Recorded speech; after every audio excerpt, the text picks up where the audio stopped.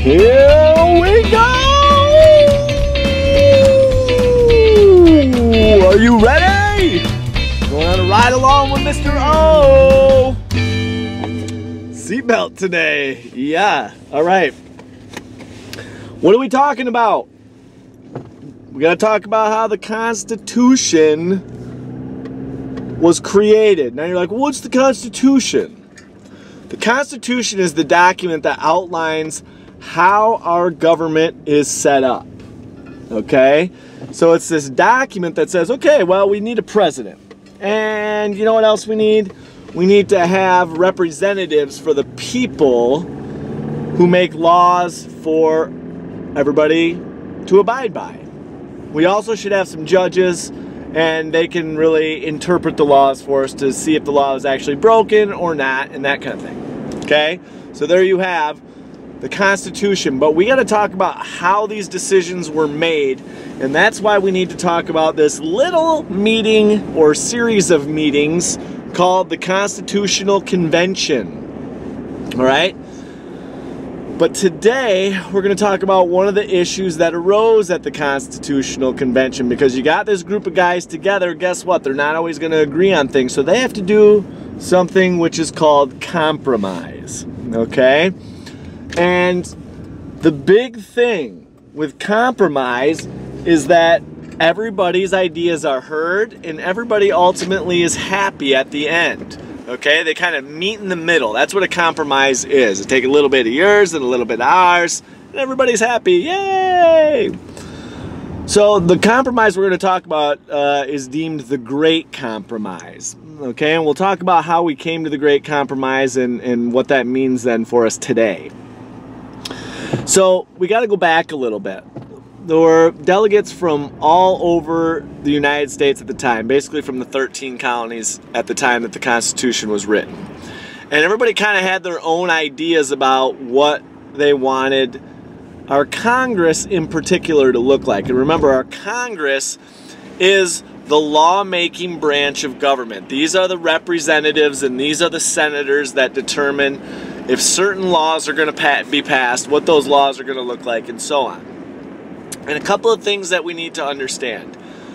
The larger states, those states that had a larger population, had one idea, and smaller states, those with a smaller population, had a different idea. And some delegates from Virginia, they came up with a plan, and it's called the Virginia Plan. And their plan was to have representation based on the number of people living in a state. So if you had a state that had a lot of people, you would have more representatives in Congress. Okay? And that's the main idea. There's other things involved with this plan. They wanted to have a bicameral legislature, which means two different groups, senators and representatives, both based on population. And they wanted to do judicial branch, and there were some other things. But the main thing I want you to remember about the Virginia Plan, as an 8th grader, you need to know that their idea was to base the Congress on population. Okay, so the bigger states are like, yeah, we have more people, the Congress should be based on that. We should have more representation in our government, which means ultimately they had more control. The little states were like, what? Hold on a second. Brakes at a red light. We don't like that plan. We're the little states. You guys are just going to outvote us every single time and we're not going to have a say. Our plan is that each state has one vote. So equality amongst the states. Okay?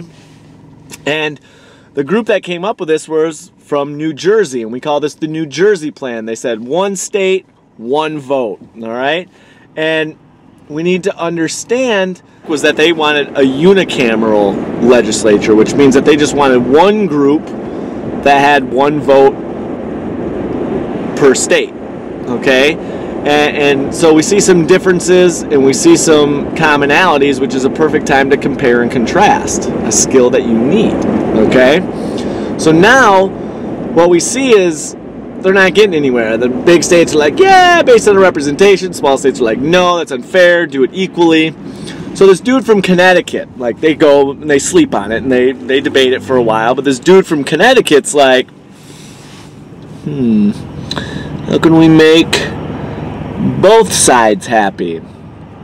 Hey, I've got it! I know what I need to do. What we need to do is we need to have a bicameral legislature, which means there's two groups, okay? And we take one group and we base it on population. The House of Representatives is based on population. So we say, okay, one group should be population. The other group should be based on equality amongst the states. And this is known as the Senate. And we've got the same amount of senators per state. In this case, we're talking 2 senators per state. So they took a little bit of the Virginia plan, they took a little bit of the New Jersey plan, and put it all together in what we know as the Great Compromise. And everybody's like, yes! Part of it's based on population, part of it is based on state equality. This is known as the Great Compromise. We will most definitely be talking about a few other compromises that come up, but this is one that you need to know. Great Compromise. What? All right, I'm still driving. I got to keep my eyes on the road. Peace!